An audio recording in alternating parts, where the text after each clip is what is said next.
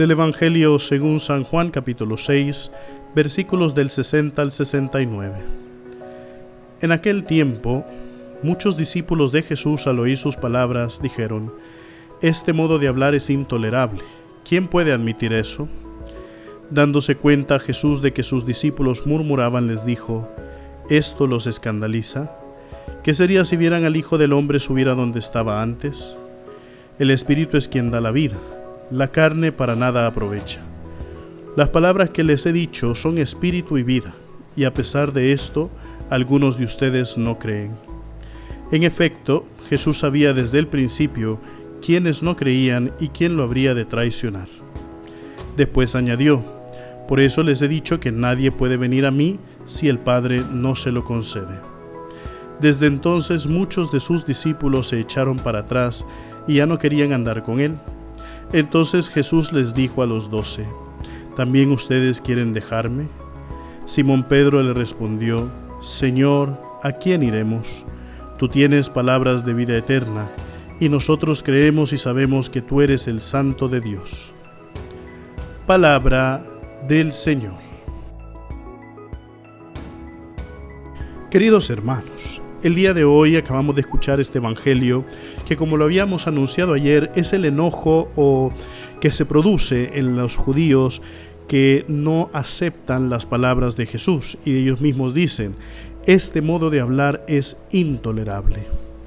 Queridos hermanos, nosotros sabemos que el profeta Simeón, el viejo Simeón, cuando María y José llevaron al niño a ser presentado al templo en los evangelios de la infancia, él decía: «Este niño ha sido puesto aquí como signo de contradicción, y muchos se convertirán, pero también muchos caerán a causa de él», ¿verdad?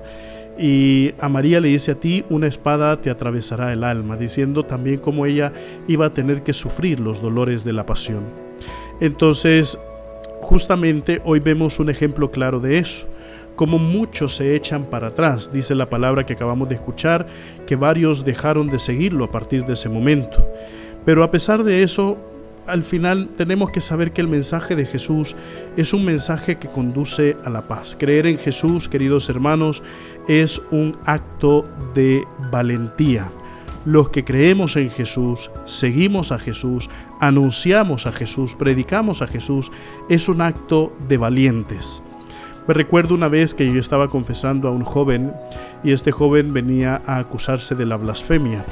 La blasfemia, para quienes no saben, es un pecado de ofender o hablar en contra de Dios, ¿verdad? Entonces él contaba que estaba en su grupo de amigos, y el grupo de amigos había comenzado a contar chistes en doble sentido, chistes morbosos, pero después comenzaron a contar chistes que van en contra de la fe, insultando a Jesús, insultando a Dios, insultando a María. Y entonces este joven empieza a contar durante la confesión que él se sentía un poquito incómodo, pero se reía porque los demás se reían, y si no, pues a él lo iban a ver raro, ¿verdad? Porque ya más de alguna vez le habían cuestionado que para qué iba a la iglesia, que para qué se confesaba, que para qué comulgaba, ¿verdad? Y entonces al final le tocó a él contar un chiste blasfemo, y él dice que lo contó, ¿verdad? En su confesión, en su dolor de pecado, dice que lo contó: «Padre, pero después de eso me sentí como que si hubiera negado a Jesús como lo hizo Pedro, que se lo hubiera traicionado como lo hizo Judas, y desde entonces vengo tan cargado que no puedo ya más con este pecado, y por eso vengo a confesarlo». Y una de las cosas, queridos hermanos, que nosotros tenemos que darnos cuenta es justamente eso: Jesús es signo de contradicción. El espíritu del mundo es un espíritu egoísta, es un espíritu de placer, es un espíritu de pasión, es un espíritu de lujuria, es un espíritu donde nos conduce por el camino de la perdición. Pero el camino de Jesús es un camino que nos produce a la libertad verdadera y a la felicidad verdadera. Pero recorrerlo tiene sus exigencias. Por eso Jesús también nos hace la pregunta hoy: ¿también ustedes quieren abandonarme? Pero al igual que Pedro, nosotros vamos a responder: «Señor, ¿a quién iremos? Si solamente tú tienes palabras de vida eterna. Dame siempre la fortaleza de seguirte en todo momento y en todo lugar». Recuerden, mis queridísimos hermanos, nosotros somos lo máximo para Cristo. Así sea.